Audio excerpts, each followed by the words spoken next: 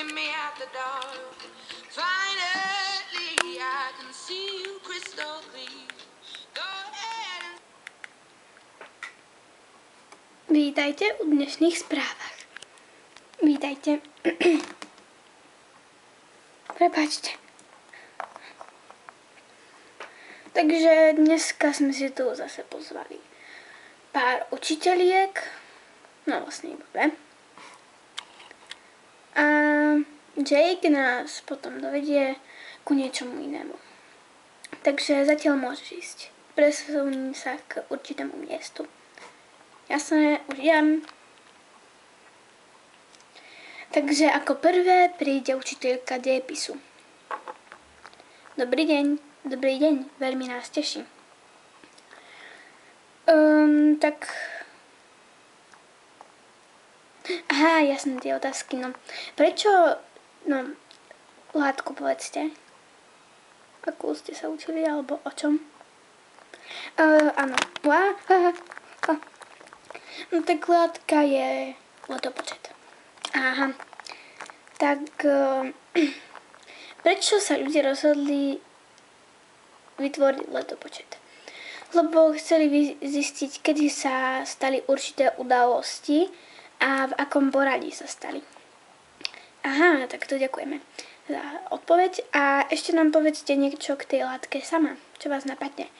Tak Gréci na začiatku začali olympijské hry, ale my v súčasnosti máme kresťanský letopočet. Aha. No a začal sa počítať od narodenia Ježiša Krista. Tak to je veľmi zaujímavé. No, pre žiakov asi nie. Tak ďakujeme za našu odpovedanú otázku. Môžete ísť. Ďakujem, že ste ma sem pozvali. Dovi.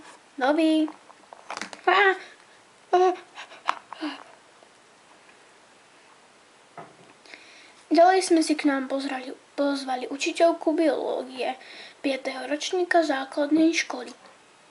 Nech sa páči. Dobrý deň, veľmi nás teší. No k vám dneska žiadne otázky dávať nebudeme. Povedzte nám niečo sama. Nemusíte o novom učive, ale povedzte nám nejaké, keďže učíte 5. ročník, tak ich učíte o zvieratách, hejže. Áno, a máte rada tie zvieratka? Áno. Takže povedzte nám nejaké zaujímavé fakty, alebo keď chcete aj rekordy. Tak zatiaľ by som vám mohla povedať o medveďovi Kodiakovi. Je to najväčší medveď hnedý a váži cez 800 kg. Wow, tak to je dosť. Máte pravdu, je to dosť. A potom... prepáčte. Ona padá tak normálne, viete. Ďalej by som vám mohla povedať... Nechajte ju. O anakonde. Má cez 9 metrov a má až 100 kg. Wow, tak to je dosť veľa. Áno, je to dosť veľa. Potom by som vám mohla povedať neviem. O tukanovi napríklad. Jeho zobák má cez 20 cm. Vážne. A dokáže tým uspať, alebo aj... je to ťažké slovo. No ten zobák má proste ostrý. Keby vám mohol ťuknúť po hlave, možno by ste museli ísť aj zašívať. Aha. Tak to by som nechcela. No, kto by to chcel? Jeho zobák má cez 20 cm, to už som povedala. Potom poznám ešte jedného takého chrobáka. To je Herkules antilský. A má 17 cm. Wow! Áno, je to taký veľký chrobák. Aha. Potom by som vám mohla povedať Moment ani neviem.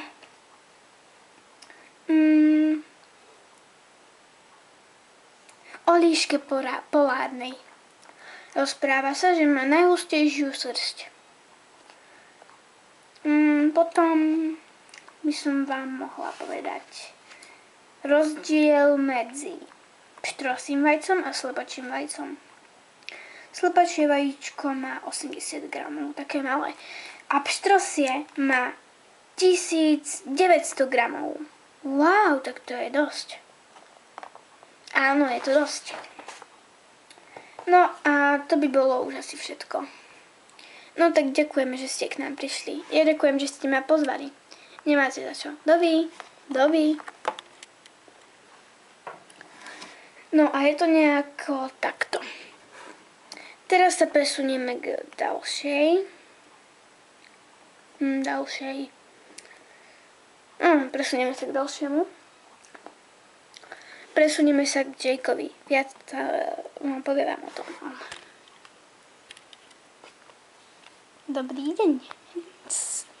No, takže na Slovensku sa objavil album Billa s dinosaurami. No a tak. No a ukážem vám, ako to s ním vyzerá. Takže vyzerá nejako takto.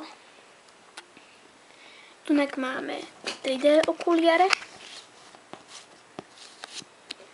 No a tu máme nálepky na výmenu.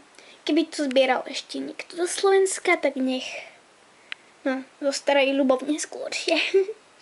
Tak nech zavolá na toto číslo. No ak teda tieto nálepky nemá. Tieto mám také na výmenu. Také, potom také. Dobre, takto. No a teraz nebudem všetko listovať. Takto. A nálepky mám zatiaľ takto. Všade, kde sú tie čierne bodky, tak tieto nálepky už mám. No, čierne, to sú skôršie modré.